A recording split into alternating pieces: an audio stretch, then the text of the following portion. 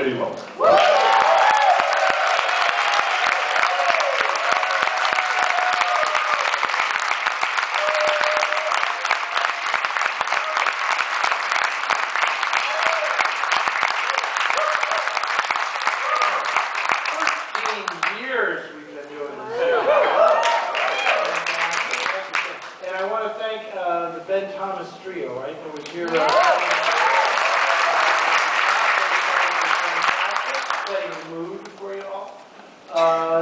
This is going to be thrilling. A thrilling week. I test drove this festival in San Francisco and had huge audience reaction to these movies, some of which people had not only not seen before, but hadn't even heard of before. So I hope you're in for the full ride. I understand that passport sales were really, really strong, and a lot of you people are in for everything. So I appreciate it. Okay, I'm going to jump right in and get this evening started by asking you to recall about 12 years ago, cinema doesn't really make international news too often, but about 12 years ago in Buenos Aires there was a major discovery when the most complete copy ever found of Fritz Lang's Metropolis was discovered in a film vault in Buenos Aires, right?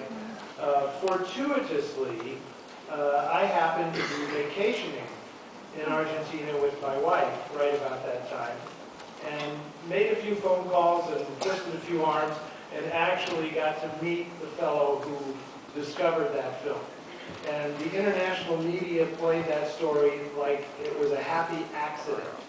Like those cute Argentinians bumbled across this film, right? When in fact, that man, Fernando Martínez, had spent 20 years of a relatively young life tracking that film down. It took 20 years to locate that. He knew where it was, but it was 20 years of perseverance to get in the door and actually be able to put that thing on an editing bench and confirm that this was unlike any other print of Metropolis that existed in the world. So after that, I'm very pleased to say that Fernando Peña and I have become very trusted colleagues and collaborators. And the two films that you are going to see tonight, I was introduced to both of these films by Fernando, who is Argentina's greatest cinephile. He's written a wonderful book called 100 Years of Argentine Cinema.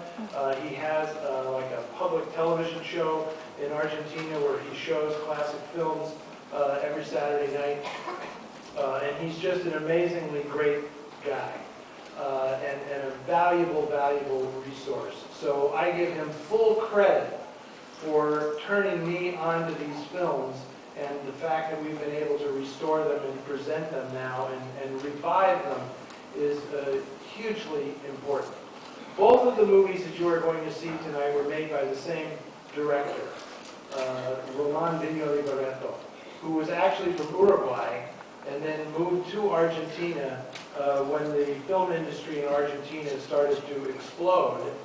He was really a theater director who learned filmmaking sort of on the fly, but he had an incredible feel for it, as you will see in these films. And in the Can You Believe How Small a World It Is department, Mr. Viñoly Barreto's grandson is sitting right here in the audience tonight.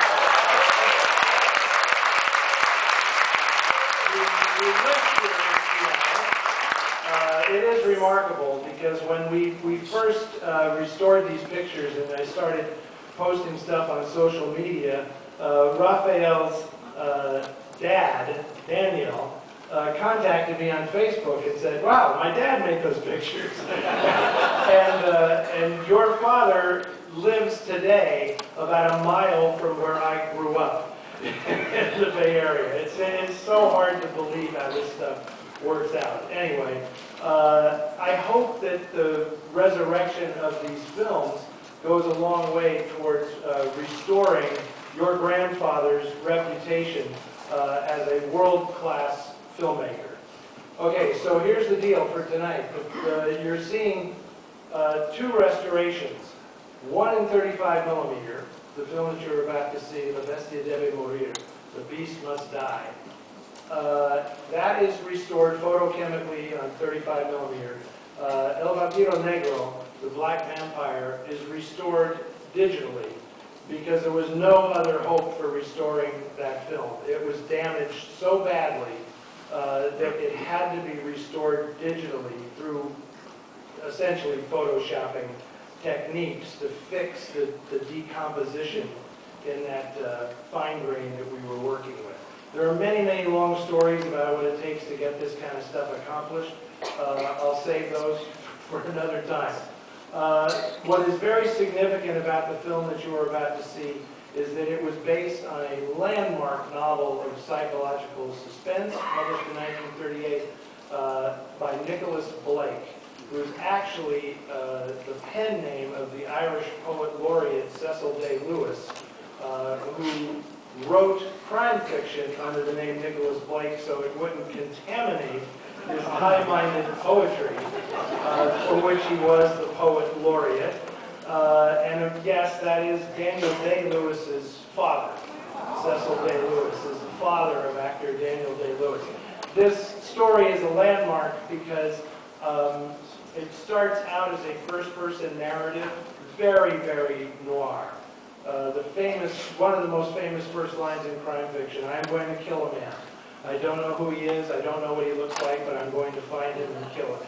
This is how that book starts.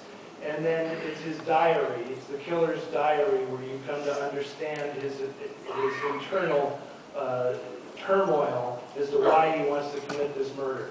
And then the last third of the book is Blake's character, Nigel Strangeways, his detective, comes in and solves everything in the last third of the book. In adapting it for the screen, they made a brilliant decision to really throw out the detective.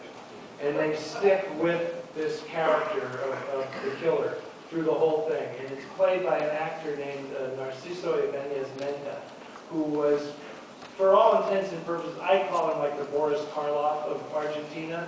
I've heard other people describe him as Lon Chaney, but he specialized in horror and fantasy.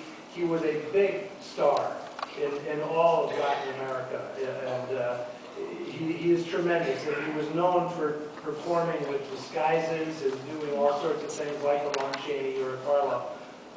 But he also co-wrote the screenplay for this film, and it really was, he and Vignole Barreto really were collaborators. And I learned from your father that they were also very close personal friends. So it's an extraordinary piece of work, and beautifully, beautifully photographed, and just world-class storytelling in this. If you're not familiar with Spanish language cinema, and cinema from the Southern Hemisphere, it plays hot. Okay, so I mean everything is at the risk of being arch melodrama, as you will see in the first 5 or 6 minutes of this movie, where it is like, my God, it's like up to 12, you know, crank it up. But there is method to this madness, and some of these performers, like Guillermo Battaglia, who plays the patriarch in the family, and Neto Pinzon, who you will see in both of the movies tonight, who was a very well-known comedic actor, as you'll see somewhat in the first film, but then shifts dramatically when he has the lead role in El Vampiro Negro. So again, thank you all so much for coming out. I heard backstage that this is probably the biggest pre-sale for this festival ever. So